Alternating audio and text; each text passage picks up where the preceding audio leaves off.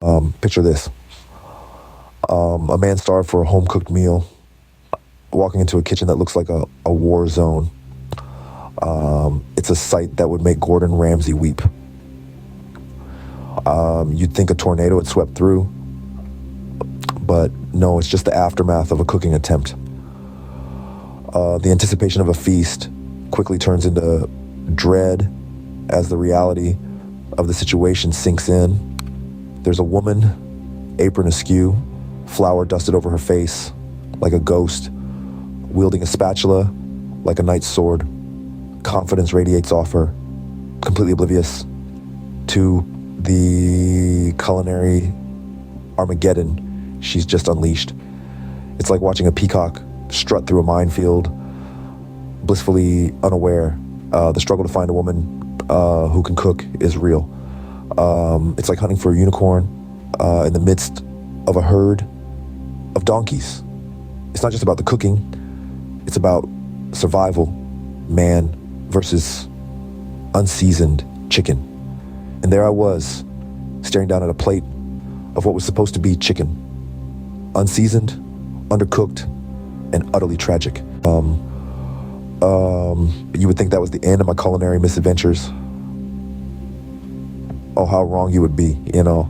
Let's saunter down memory lane and revisit the parade of culinary catastrophes. Picture this. A lovely lady invites me over for a home-cooked meal. She serves up a steak so well done, it could double as a hockey puck. I swear, I could have chipped a tooth on that thing. Then there was the woman who attempted to make pasta. Now, I'm no gourmet chef, but I'm pretty sure pasta shouldn't be al dente to the point of crunchiness. I felt like I was eating uncooked ramen noodles.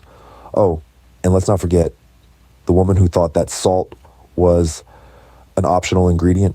I had to choke down a plate of the blandest mashed potatoes known to man. I've had more flavorful cardboard. And then the pièce de résistance, a woman who served up chicken so raw, it could have clucked. I'm not exaggerating, folks. I half expected it to get up and strut across the table. But the crown jewel of these culinary catastrophes was the woman who attempted a homemade pizza. I've never seen dough so charred. It was like biting into a piece of coal.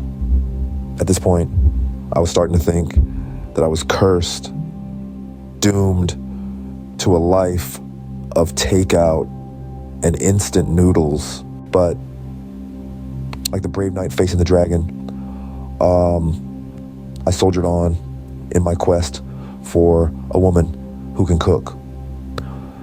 Now, you may be thinking this quest is a little outdated, but folks, let me tell you, unseasoned chicken is a beast of its own. It's like fighting a culinary Goliath, armed with nothing but a plastic spork. The journey has been long, filled with trials and tribulations.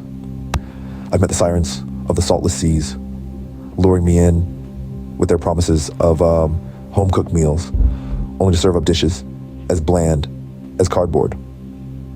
I've crossed paths with the sorceress of overcooked spaghetti, who could turn even the most robust of pastas into a gloopy, unappetizing mess. And let's not forget the Witch of the Wok, who somehow managed to burn water. Yes, you heard me right, burn water. Each encounter, a test of my resolve. Each mishap, a blow to my hope. But did I falter? Of course not. I mean, I may have cried into my pillow a little bit, but who wouldn't when faced with an undercooked pot roast? But here's the thing, every hero's journey has its ups and downs, and like the heroes of old, I press on, undeterred by these culinary catastrophes. I will not rest until I find woman who can cook, or at least one who doesn't view cooking as a terrifying abstract concept. And so my quest continues. The chicken may be unseasoned, The pasta may be overcooked, but my spirit remains unbroken. Now, would anyone like to recommend a good takeout place?